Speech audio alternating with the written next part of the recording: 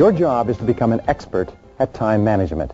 And to become an expert at time management means that you have to become excellent at setting very clear goals and objectives for every area of your personal and especially your work life. In fact, your ability to set goals and clear objectives can increase your productivity by as much as 50%, literally overnight, by becoming far more clear about what it is you're trying to do and how you're trying to do it. We always encourage people to ask, what am I trying to do? How am I trying to do it? What am I trying to do? How am I trying to do it? And as many as 80% of people working today are not really clear about the answers to those two questions. In fact, if you ask what the major source of stress is in the American workplace, interviewing thousands of workers, it's not knowing what's expected. Not knowing what's expected. So your ability to set very clear goals and objectives for your work is going to have more of an effect on what you produce than anything you can imagine. In fact, the very worst waste of time is to do very well what need not be done at all. So we talk about goals and objectives. We start off with what we call MBO, or management by objectives. Now, management by objectives means that you keep yourself on track by working consistently toward accomplishing very clear, specific objectives that are fundamental to your success in your work and in your personal life. We start off with personal MBO, and we encourage you to set goals in 3 critical areas of your life. The 3 critical areas are, first of all, you need goals in your personal areas, your personal and family. These are your reasons why. Why are you doing what you're doing? Why are you working at what you're working? What's the purpose of your life? People who are the most productive in their work lives are perfectly clear about why they're doing what they do. Now, the second part of your goals, or the second type of goals, are what we call your career and your financial goals. And these are what we call the how. These are how you get from where you are to where you want to be. These are how you achieve what you want to accomplish. And the third type of goals that you have to set are your personal and professional development goals. These personal and professional development goals are the what. By learning the what, you learn how to do the how, and the how enables you to have the why. So when we talk about management by objectives, there are 4 keys to management by objective. For anything that you have to do, here's the 4. First is definition. What is it that you're trying to accomplish? What is it that you're trying to accomplish? Be very clear, and be clear on paper. Number 2 is a clear measure. How are you going to know that you've accomplished it? If you're setting objectives with someone else, or someone else is setting objectives with you, be very adamant. If you take a job, say, what do I have to do in order to get a raise, in order to get paid more money? The third is a plan. How are you going to get from where you are to where you want to go? And the fourth is very simple. What is your schedule? What is your timeline? Every goal must be time-bounded. Now, this brings us back to what we call your major definite purpose. Your major definite purpose is your most important number 1 goal. So in setting your life and organizing your life to manage by objectives, we say, first of all, ask yourself, what would I want to be, have, or do in every area of my life if I had unlimited time, unlimited money, unlimited resources? Create for yourself a dream list. Write down everything that you would want to be or have or do in the next 5 or 10 or 15, 20 years, or in your whole life. Then take and go over that list and say, what one great thing would I dare to dream if I knew I could not fail? What one great thing would I want to accomplish if I knew I could not fail? And make that your major definite purpose. Once you have a clear sense of your objectives and your goals and what are most important, then you can sit down, begin to organize your life, and your productivity is going to go up dramatically. In fact, we say, if we take number 2, we say that the key to life is goal setting, because goal setting is the master skill. Goal setting is the master skill. Your ability to set goals and to make written plans for their accomplishment is more important to you than any other single skill. An average person with very clear goals and plans is going to supersede and do far better than a superior person who doesn't have them. My wife has a sure-shot camera. Now, a sure-shot camera is beautiful in that it is calibrated so that when you aim it at something, it focuses automatically. A friend of mine who's a professional photographer and wins international prizes has a $10,000 Hasselblad. Yet my wife can take better photographs than my friend all day, every day, if my friend is not allowed to do just one thing, and that is to focus. So you find that a person who can focus with average capabilities is far more effective than a person who cannot focus, who has superior capabilities. Your ability to write out your goals and make plans for their accomplishment is the master skill of success. Now, the third key is to ask this question: why are you on the payroll? With regard to your work, why are you on the payroll? Why? What have you been hired to accomplish? If you were to go to your boss, if you were to look at your job description, if you were to look at what you are expected to accomplish every single day, why are you on the payroll? It's the fundamental question of success in the world of work. Once you answer this question, another way of asking the same question is, what are your key result areas? You have been hired to achieve a variety of results. What are your key result areas?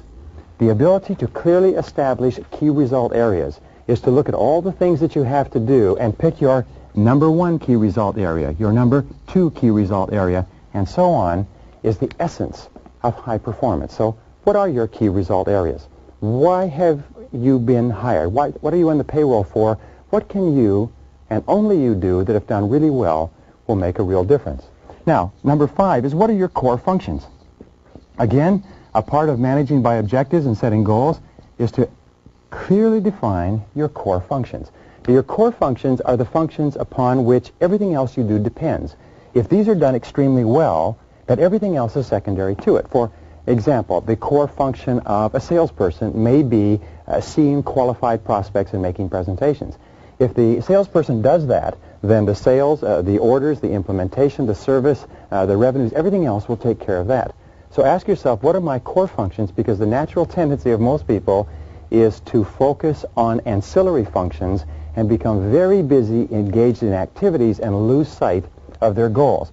Then one of the most common mistakes of mankind is to forget what you originally started out to do and get sidetracked into other things of lesser importance.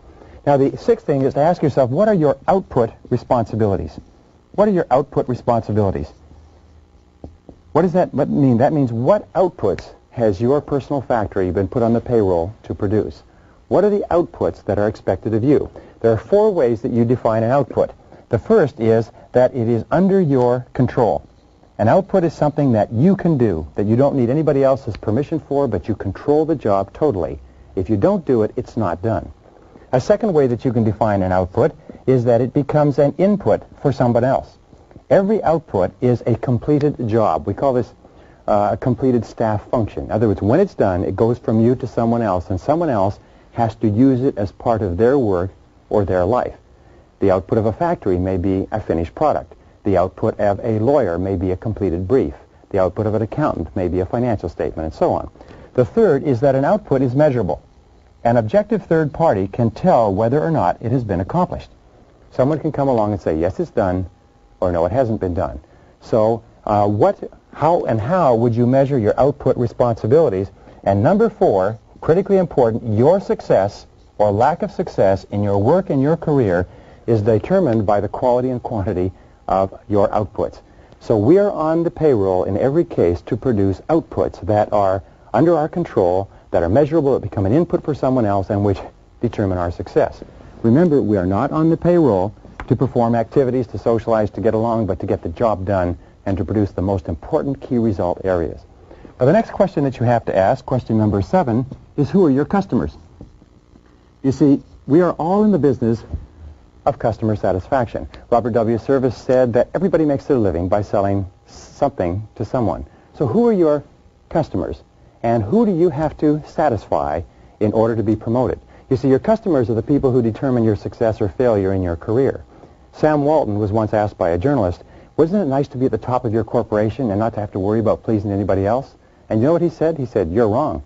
He said, I have to please my customers every single day. He said, and there comes one walking through the door right now. And he pointed to someone walking through the door of a Walmart store. He said, that's the person I work for. That's my boss. That's the customer, the satisfaction of whom determines everything that happens to me. Now, principle number 8 is what do we call a 6-step method of setting goals. And it's very, very simple, but it's simply this. Step number 1 is to write out all the goals you can think of. What are all the things that you want to do? Step number 2 is to set priorities. Of all these goals, which are most important? Step number 3 is to write out and create plans for accomplishing your most important goals. Step number 4 is to set priorities on your plans and activities. Step number 5 is to schedule your plans.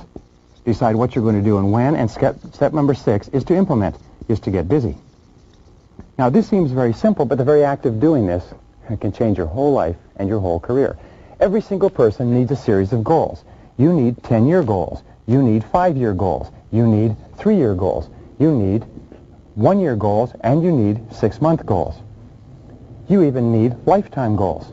You need goals that organize every part of your life. One of the great exercises in life is to write your own obituary and ask yourself where you want to be in 3, 5, 10 years, or what do you want to be read over your grave? What kind of a person do you want to become? Sometimes people say, well, I can't set goals like this because they're too big or they're too challenging or they're too impossible. But here's the question, is what one great thing would you dare to dream if you knew you could not fail?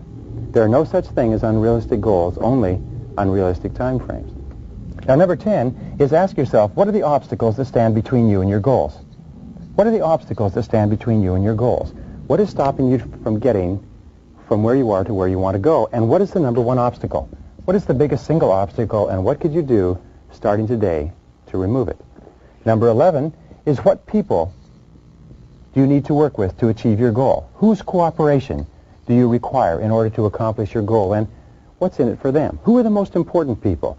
The members of your family, the members of your company, the people you work with, your boss, and so on. But who are the people whose cooperation you require? And the 12th question is, what additional knowledge do you require in order to achieve your goal? What knowledge, what skills, what information, and what is the number one knowledge, skills, and information that you require in order to get from where you are to where you want to go? So this is it. Decide what you want. Decide the obstacle stopping you from getting it. Decide the people whose help you require. Decide the additional knowledge you need, and then schedule and implement. Number 13 is ask yourself, what is the limiting step between you and your goal? The limiting step also becomes a goal because this is what determines the speed at which you achieve your goal. This is the choke point. This is the critical factor that is the bottleneck between you and wherever it is you want to go. So what is your limiting step between where you are and where you want to be? Number 14 is the need for clarity. Now here's an important point, is the more clear you are about your goals and objectives, the easier it is for you to accomplish them. The more clear you are about what you want, the more clear your mental pictures of reality, the more likely it is that you will move step by step from where you are to where you want to go. Clarity enables you to visualize. And we know that all really successful men and women are capable of seeing the goal clearly in their mind before they realize it. The more time that you spend writing out your goal or your objective and clearly describing it, especially describing what it will look like when it's complete, the more likely it is that you will achieve it. All of our exercises, our exercise of dreaming big dreams, writing down all your goals, going through and setting priorities on the goals, making plans, setting priorities on the plans, scheduling, implementing, and so on, are all part of helping you see with crystal clarity what you're trying to accomplish. Asking questions every single day. Why am I on the payroll? What have I been hired to accomplish? What are my key result areas? What are your key result areas? What have you been hired to accomplish? If you could only do one thing in your job each day, what one thing would make the greatest contribution to your company? If you could only make one contribution or perform in one area, performance in what one single area would contribute the most to your career? Number 15 is to dream big dreams. Dream big dreams. All men and women who are really successful have gotten into the habit of dreaming big dreams and then make them come true. Make them come true. You see, the dreamers are the movers and shakers. They're the lotus eaters. They're the men and women who have made everything happen. So have big dreams for yourself. Dream about becoming a big success. Dream about moving to the top of your field. Dream about being the very best. Dream about being excellent in your chosen field. And finally, the final point on goals is this, is to write and rewrite your goals every day. Every single day, write a clear statement of what it is you want to accomplish, where you want to go, what you want to do. If someone were to wake you up at 3 o'clock in the morning and say, what do you want to do with your life? What are your major goals? What's your major definite purpose? You should be able to tell them just like that. This is what I want to accomplish and when I want to accomplish it and how I'll measure it and how it will be done. So write and rewrite your goals every morning. Review those goals at the end of every day. Plan and organize your time every minute. And develop within yourself the goal-setting master skill of success.